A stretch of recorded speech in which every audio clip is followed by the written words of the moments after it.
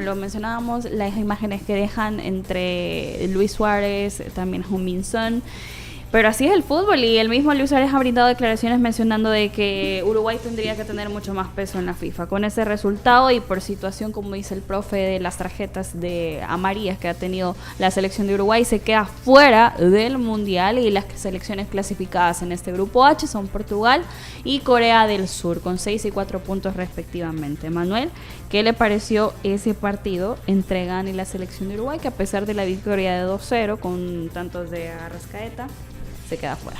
Mira, me parecieron dos partidazos, en realidad, por cómo se definen.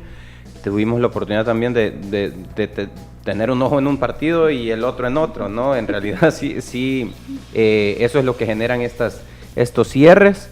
Creo que el partido de Uruguay ahora con Ghana, más allá de lo mediático que puede representar aquella venganza, entre comillas, que Ghana podía tener respecto a la eliminación en aquel mundial en el que Suárez tapa con la mano en el último minuto, y todo lo que va a venir en cuanto a tema de redes sociales y memes al ver a Suárez ahora llorando, probablemente de parte de Ghana, pues puede que se vea como un tema de revancha o karma, o como lo quiera ver cualquiera, ¿no? Pero en realidad creo yo que el partido nos dejó un vértigo impresionante en los últimos minutos.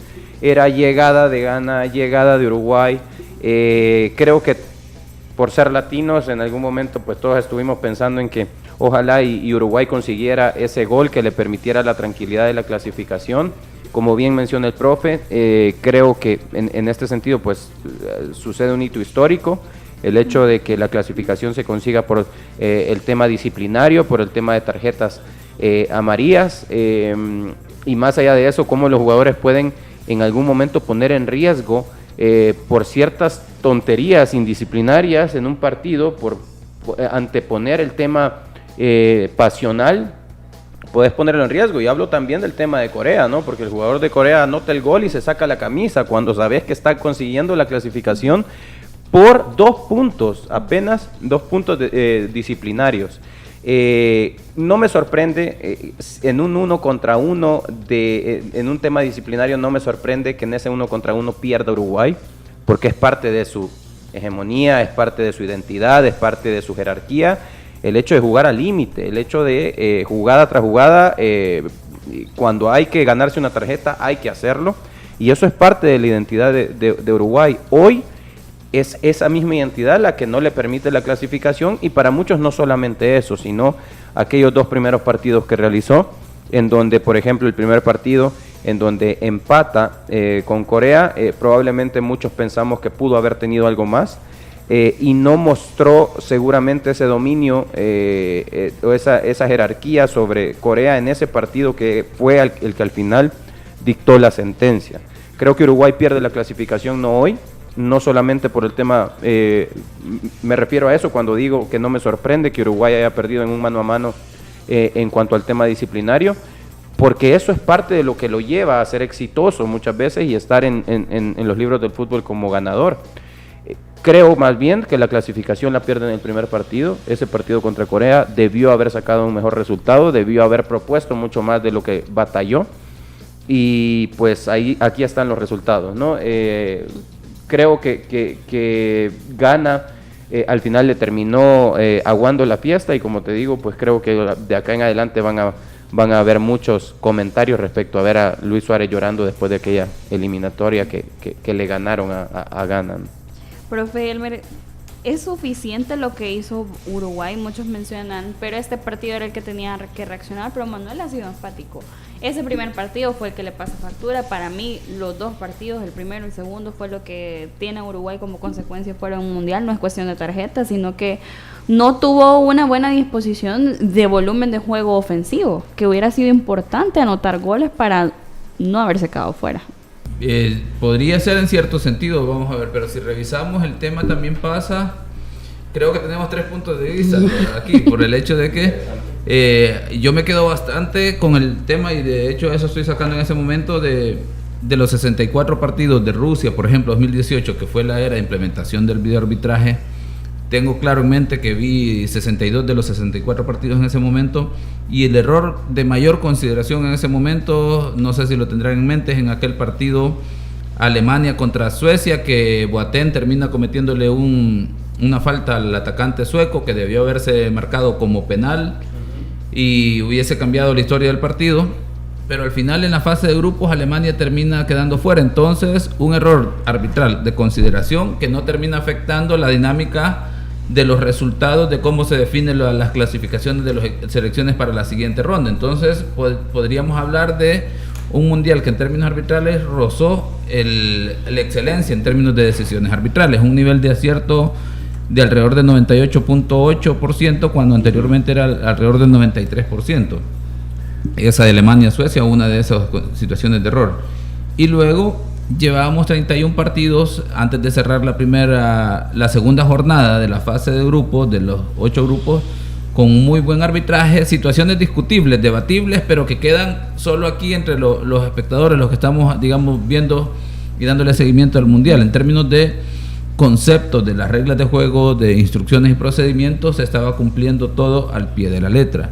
Por algo, insisto, algunas situaciones debatibles afuera de lo que manejan los árbitros, pero luego, si recuerdan ese partido 32 entre Portugal y Uruguay, esa mano que se sancionó de penal marca una gran diferencia en términos del resultado y las oportunidades para Uruguay. Un árbitro que yo insisto, es como que, para que tengan alguna referencia todos, es como que la selección favorita de ustedes quede eliminada del mundial. Para mí que un árbitro como Alireza Fagani, que era para mí serio candidato a estar al menos en semifinales, el que pitó el Portugal-Uruguay, sí, que haya decidido, bueno, es que él decidió bien inicialmente, porque dice, él siga, no penal, estoy de acuerdo con saque de esquina, llega el jugador portugués, le protesta y todavía amonesta al portugués por la protesta, por esa situación, porque él tiene la claridad de que bajo los conceptos, las instrucciones del IFAB, una mano los al videos, piso, una el barrida, material educativo, esa situación no es sancionable. Viene el videoarbitraje, le llama, lo hace revisar y pues hasta se ve desencajado en su rostro él en temas de: no estoy convencido, pero me lo están diciendo los que están en cabina y están más tranquilos y posiblemente tengan razón. Bueno, voy a decidir. Lo que está diciendo. Voy a decidir, pero... y termina decidiendo penal. Una situación que marca un punto de inflexión en ese partido, Portugal-Uruguay, y lo de ahora, el árbitro alemán, que me parece que, como lo comentamos antes de micrófono, un desacierto de parte de la Comisión de Árbitros de la FIFA designar a un árbitro europeo en un partido que de por sí ya tiene antecedentes, como el Ghana-Uruguay, y luego saber que los africanos tienen fuerza, meten pierna, y muchas veces se pasa eso de ser una disputa normal a una situación ya temeraria y un poquito más alto. Y luego los uruguayos, que tienen también la famosa garra charrúa, que se traduce para nosotros también en eso de meter la pierna, y muchas veces más allá de lo normal. Y luego el tema de que les gusta mucho confrontar, generar discusión, y pues el árbitro europeo no está tan habituado a esas situaciones, porque en las ligas y todo eso el tema de respeto para el árbitro está presente sobre todas las cosas. Y ahora, por ejemplo, el árbitro termina decidiendo dos situaciones, una al 57, que, ojo, en relación a lo que hablábamos del Portugal-Uruguay, todo lo contrario se generó en esta, que el árbitro inicialmente dice no es falta, deja seguir la acción, y luego el videoarbitraje, la gente del VAR, le llama para que revise la situación. ¿Qué estamos entendiendo con eso? Que el principio de la intervención del VAR es un error claro y manifiesto de parte del árbitro, que claro, que al final lo tiene que revisar y decidir. Revisa la jugada sobre el número 11 de Uruguay, Núñez, ¿sí?, el jugador de Liverpool, y termina cometiéndole una falta, porque el jugador defensor de Ghana no toca el balón. El árbitro ve la situación y, a pesar de eso, considera que no es una situación sancionable. Dice, a través del videoarbitraje mantengo mi decisión inicial. Tengo la razón, ¿no? Exacto. Y bueno, es una situación que aquí no... luego otra de Cavani. La de Cavani, el 90+5 me parece que es aproximadamente, que es otra situación de que al no tocar el balón y tocar el pie del adversario es falta. Y con mayor énfasis en cómo han estado aplicando esa rigurosidad del criterio los árbitros en los diferentes partidos. Por ejemplo, que es bien diferente. Yo Si recuerdan aquella jugada de Qatar, que estaba Mateo Laoz contra Países Bajos. Una situación muy diferente, que es el atacante el que cruza la pierna para que lo contacten. En estas dos situaciones no es así. Los atacantes no hacen un gesto, una acción para buscar el contacto, sino que van en busca y control del balón y los terminan en una zancadilla, y en términos técnicos es darle una patada al adversario. Entonces, por la rigurosidad que han mantenido los árbitros, esas situaciones debieron de haber sido sancionados. Igual la que sí se sancionó también a través del videoarbitraje en ese mismo partido, la llegada tarde del guardameta de Ghana sobre el atacante de Uruguay. Por más que digan que el balón ya había pasado, que el uruguayo le exagera, pero el guardameta llega tarde y termina sujetándole los pies al adversario. Entonces, esas situaciones, por más que digas, sí inciden en el tema de cómo se define. Y digo yo, en la época del VAR, estos dos partidos son partidos que se ha fallado crasamente y quedarán ahí en la historia, y que lleva un replanteamiento de cómo dirigen los árbitros con el VAR. Yo tenía esa pregunta y es interesantísimo porque la gente de Uruguay o el equipo de Uruguay termina el partido reclamando de forma enfurecida. De hecho, me parece que hay un empujón sobre uno de los árbitros. Exactamente, hay un empujón sobre uno de los árbitros. Luego, y se lo comento porque tuve la oportunidad de estar en ese Uruguay-Portugal. Y tuve incluso un debate con mi hermano que estaba al lado por mí, y tuve un debate acerca de si eso era mano o no. Y yo creo que en un principio el árbitro tenía razón en no sancionarla. Porque me parece que Jiménez lo que hace es barrerse y va con una mano al suelo. Y esa mano al suelo es claro que hoy en día no se pita como mano, ¿no? Entonces, y esta es mi pregunta para usted, porque pareciera ser que o la generalidad durante el Mundial, pareciera ser que cuando el VAR no está de acuerdo con la decisión, que así tiene que ser, ¿no? Cuando el VAR no está de acuerdo con la decisión del árbitro y lo llama a revisarlo, pareciera ser que ya es una indicación en la generalidad, ¿no? Por ejemplo, podríamos cuantificar que en el 90% de las ocasiones en el que el VAR ha llamado, el árbitro tiene que cambiar de decisión. Y en ese sentido creo que el árbitro se ve presionado si todos están cambiando de opinión cuando lo llama el VAR, ¿por qué yo tengo que ser el primero en no cambiar, en mantener la decisión? Y creo que en ese sentido a Uruguay evidentemente le termina pasando factura, porque es un gol que hoy lo deja fuera del Mundial, ¿no? El penal que anota después el jugador del Manchester United, Bruno Fernández. Y luego, ahora, pues las dos jugadas que usted está mencionando. Mi pregunta es, profesor, ¿qué tanto, cuando el VAR te llama, qué tan presionado puede sentirse un árbitro a cambiar su decisión? Muy buen planteamiento, porque como decimos, la intervención del VAR es como consecuencia del principio de un error claro y manifiesto de parte del árbitro, en situaciones de gol no gol, penal no penal, tarjeta roja o no tarjeta roja, y luego confusión de identidad. Estamos hablando de que el videoarbitraje le dice: tenés un error claro y manifiesto desde nuestro punto de vista, pero al final siempre queda la decisión del árbitro. Muy bien planteado en términos del cómo resolvió el iraní, porque creo yo que la confusión o el conflicto interno que él tenía es que me están llamando porque el principio hay un error claro y manifiesto.